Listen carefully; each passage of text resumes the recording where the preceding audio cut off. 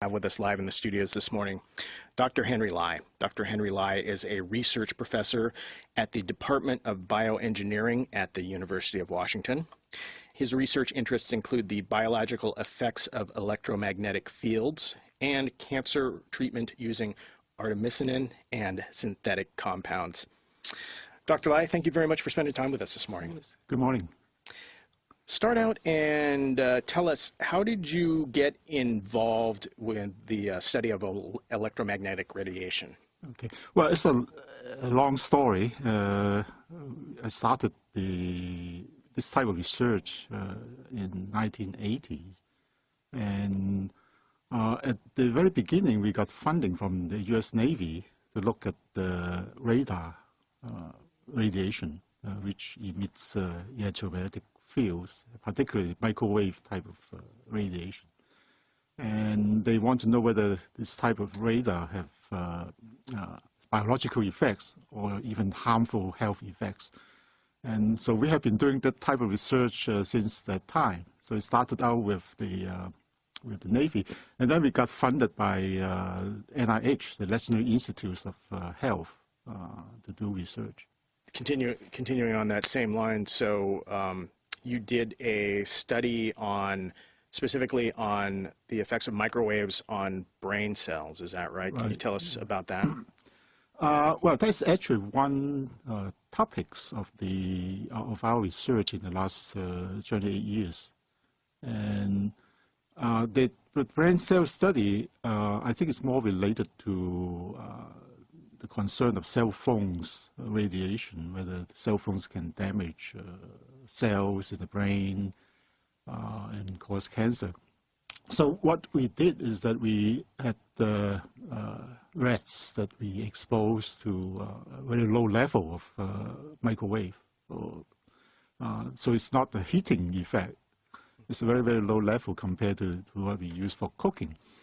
And then we look at the DNA in the cells in the brain of this animal after exposure. And we found that the DNA, there's an increase in DNA breakage or DNA damage in these cells, these brain cells. So that's I guess it's very important finding. And at that time, we were very puzzled by this effect because the radiation is very, very low. And but well, we consistently observe DNA damage. So what are the consequences of DNA damage in cells? There are three outcomes. First is that the cells, well, DNA is very important in cell function. So the cell can not function very well if you have damaged DNAs. And the second is that the DNA may become mutated and may develop, some of the cells in the brain may become cancerous and development of cancer. And the third scenario is that the cell may die if there's too much damage to the DNA. And that could lead to so-called neurodegenerative diseases such as Alzheimer, Parkinson, etc. So, so that's what we found with the brain cells in animals. And I believe your results found that in the mice that were exposed, there was a 30% increase in the amount of damage versus the control group. Is that right? Well, it depends on the intensity of the exposure. So, yeah, 30–40%, I think, is about the extent of damage after 45 minutes of exposure. Now, if you prolong the exposure like to 2 hours, you will see a bigger damage, even. And now, so you, of course, you ask the question: how is the intensity of the microwave intensity that we use compared to cell phone intensity? When we use a cell phone, 70–80% of the energy that comes out from a cell phone is either absorbed by your hand or your head. So quite a lot of energy is absorbed, 80%. And now you can look at the absorption of energy, for example, in the head of a person when he's using the phone, and do some calculation. At certain part of the brain, the energy absorption is about 8 times more than we use in our experiment. And but again, this is not a thermal type of energy, because it's not, when you use a phone, you do not feel the brain heat up. So this is a very low level of radiation that's not causing any increase in temperature. would it be similar to would the effects on the human head, would that be similar to, for instance, in a microwave oven where you tend to have spots that are hotter than other spots? Oh, yeah, yes. Well, the distribution of energy is not uniform, and it tends to concentrate on a certain area. Yeah, people have this experience when they heat up food in the microwave. You see part of it is hot, part of it is still cold, and so that is kind of the same scenario that you have when you use a phone. The energy tends to concentrate on a certain part of the brain. Now, one thing that's in cell phone use, you always more or less put the cell phone at a certain position relative to your head. So these hot spots, so-called hot spots, are always tend to be at the same area or same volume of the brain. So certain part of the brain get this very high intensity of energy concentration. So what's the amount of energy that a cell phone can potentially distribute to one's head, and what's the level that you actually tested at?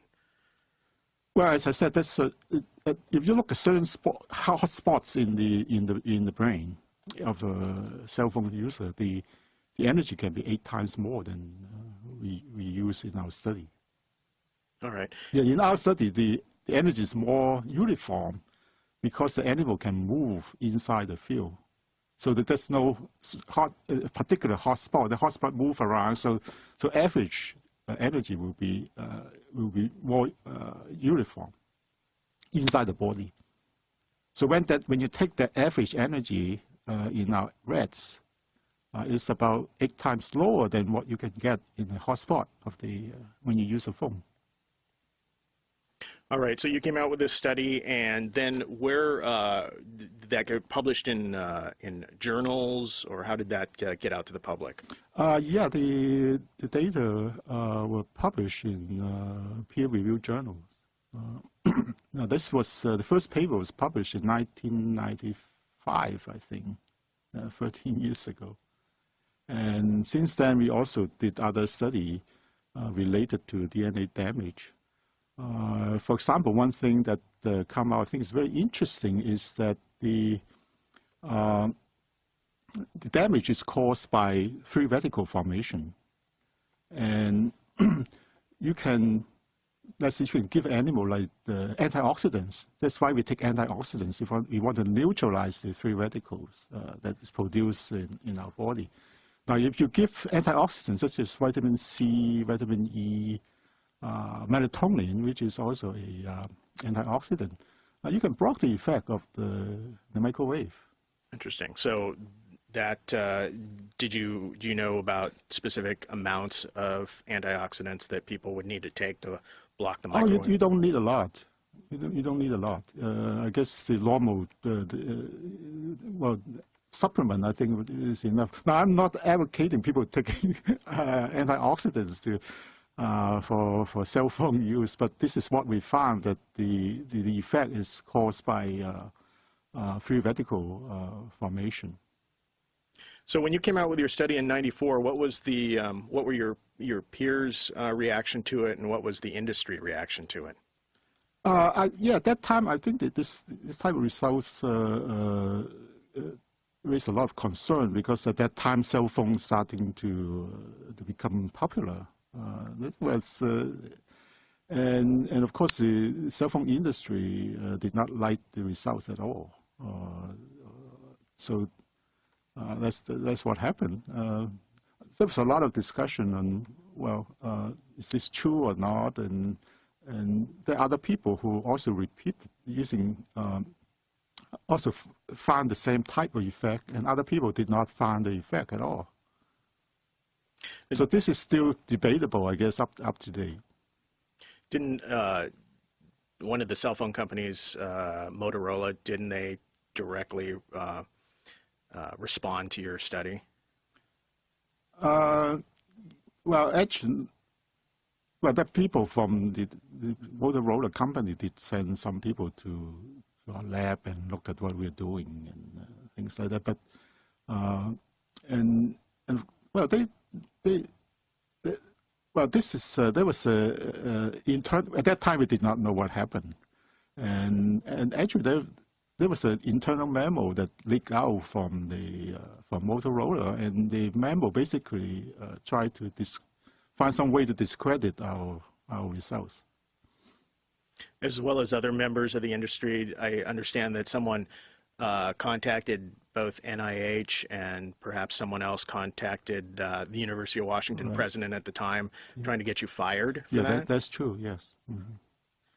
So I have to imagine that was, that must have been somewhat surprising to you. Yes, actually, that was actually very stressful too, and it was surprising because we're scientists and we're never involved in all this kind of like political and so it's kind of a very stressful time after we published the paper. And it wasn't like you were seeking press on this paper, and it wasn't like you were doing a press conference saying, look what we found, we want to shut the industry down. No, we did not do any, well, actually we did not mention the cell phone at all in our paper. But somehow this whole thing just, the publicity actually came from the phone industry. We did not say anything about what would use of cell phone causes effect, causes cancer. We did not say anything about that. So after that, you have continued to do studies. Did you do any studies that were industry funded, or any interactions with the industry after that? No, we have never gotten in the industry funding, but we got some funding from an organization which is funded by the cell phone industry, and they said well, there's no string attached, and so we did some experiment with them. Did you have? Didn't you have some experience with the cell phone industry offering some further funding, but there were so many strings attached that you had to say no? Well, that occurred, and at the end it became very unhappy. I guess we got some funding from this foundation, as I mentioned, and then we found out that there are lots of restrictions. For example, how you write your report, and they want you to write the report a certain way. And so eventually we kind of really upset on this whole thing. So there's been, there continues to be controversy within the scientific community over the effects of electromagnetic radiation. Right. But there's been a lot of studies, although not so many here in the U.S. In fact, actually, what has been the climate for studying the effects of electromagnetic radiation since you came out with your paper back in '94? Oh, well, after 1994, there was, I think there's a kind of an effort for the industry to stop research in this area. And basically in the U.S. we don't have any research at all. And most of the research in, for example, cell phone studies either in Europe or in Far East countries, like in Japan, China. So right now we are a third world country in this type of research. We are not doing any research at all. Even Canada has some research going on. And what little research there would be in this country would come from being financed by the industry itself? I don't think right now there's any industry funding doing that. But well, there is a NIH funded research going on right now on long-term exposure study. Okay.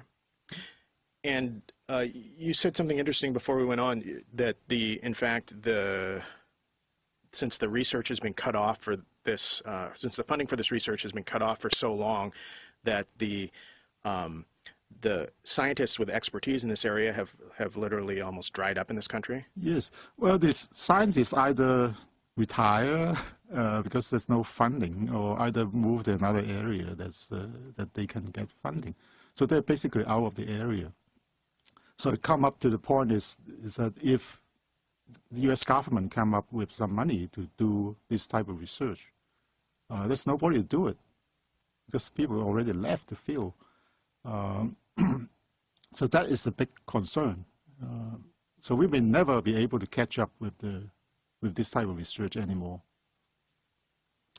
And of the studies that have been done on the effects of electromagnetic radiation, what has been the general outcome of those in terms of whether they show health effects or not? Mm-hmm. Now we have to separate this statement into two parts. One is biological effects, and the other one is health effects. Now you can have biological effects, but you may not have health effect. It may not cause the change in the physiology or biology of the after exposure may not lead to a hazardous health effect. So when you look at the study, for example, in the cell phone study, there are about 400 some studies on cell phone over the last 10 years, 15 years. And if you separate them, this type of the research involves many areas of biological responses. For example, how animals behave, learning, genetic effects, and immunological effects, like effects on embryo development, for example. Now you separate this like 400 or so papers into how many of them found reported effect and how many of them did not report effect, did not find effects. And they're about half and half. 50% show effect, 50% did not show any effect at all. Now, you expect this type of thing to happen in biological research because you don't expect something to affect everything. So 50-50 is, I think, is a cause for concern. Because they did not say that there's no effect. This effect. Now, some of these effects can be health effects. For example, one example is there's a study in Greece, and they expose animals to this type of high-frequency radiation. And they found that after 7 generations, they cannot reproduce. So that is obviously a very concern of, it's a health effect. And how did the studies fare when you consider the source of funding? How did those same 400 studies? Oh yeah, that's an interesting thing. That's I have some also separated the studies according to the sources of funding, whether the study funded by the industry or they're funded by independent, for example, from NIH, from independent sources, from the government, for example. And you find that then you separate again into effect versus no effect. And most of the study that were funded by the industry show no effect. It's about 30 to 70. 30 show effect, 70 did not show effect. Now, when you look at the other funding from studies that were funded by independent sources, and you find the ratio is opposite, 70 to 30. 70% found effect, 30% found no effect. Now, I was not the only one that showed this. There was actually a paper, peer-reviewed paper, published in a journal called Environmental Health Perspective in January 2007. And they also came up with the same conclusion, that the outcome of an experiment depends on who was funding the research. So since that study has come out, there's been other studies that have been happening. You said that you continue to do research in this general field. Mm-hmm. Do you find that the studies that are coming out continue to raise significant questions about the health effects of electromagnetic radiation? Right, yeah.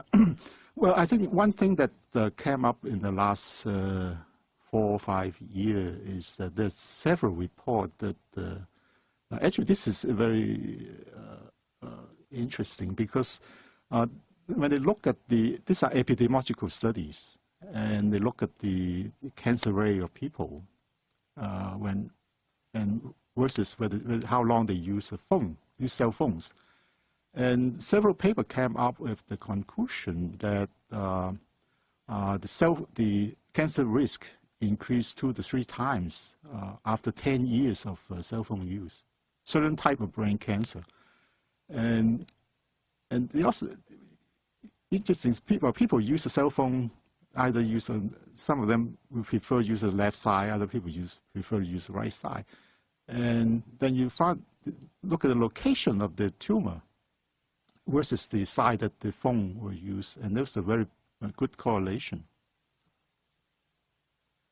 Now, but again, this is not, there are only several studies showing this type of connection. And 10 years of use increases cancer risk 2 to 3 times. But also there are also surveys that did not show any effect at all. So now this is surprising, because brain cancer, for example, take some type of brain cancer, usually takes longer than that to develop. And a 10-year is a very short latency period.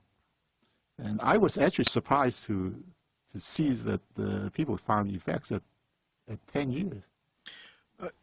Critics of your original study in '94 have stated that since that was done on like with an analog type signal, where you consistently, bombarded an area with electromagnetic radiation, versus the current cell phones that use a pulse. Yeah, right. Can you address that? Well, we also use pulse too. There's also some differences, that the frequency we use was different from the cell phone frequency.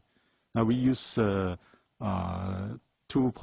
gigahertz, which is what we use for the microwave oven. And the cell phone at that time used 800 megahertz, which is 3 times lower than what we use. So there was actually a critique that, well, we did not use the right frequency, and because the cell phone used lower frequency. But then there are also studies that show that it doesn't matter when you use. There's several studies that use a cell phone frequency, and they also found DNA damage. Now, right now, because the change in technology, and the cell phone frequency is closer to what we used before. 2.1 gigahertz, we use 2.4 instead of 0.8 gigahertz used in the 90s. So I don't know how to answer your question until research is carried out. Now, and also this so-called on-off type of, you're right that we use a continuous exposure. That means the energy goes into the body continuously. But when you use a phone, it's intermittent. When you talk, the phone emits radiation. So it's on and off, depending on how frequently you speak into the phone, you talk into the phone. And actually, interestingly, some guy tried that type of so-called on-off intermittent exposure. and they actually found that the intermittent exposure has high effects, has a bigger effect than continuous exposure. So we don't know why, but that's actually in the 80s, several people found this type of effect too. That the on-off type, the pulsing effect is more pronounced than continuous exposure effect. So based on your findings, do you use a cell phone? I don't use a cell phone because I don't need a cell phone. So I don't use phone very often. You're not a big phone fan, no matter what type of phone. Yeah. So. All right, but how about with those? How about with your family? Do you have any recommendations for them? Yeah, my kids, well, they're growing up now. Because they use cell phone, they're in the 20s, and most of the time they will use a wire headset. To get the phone away from the phone head. away from the head, yeah, because that's the most important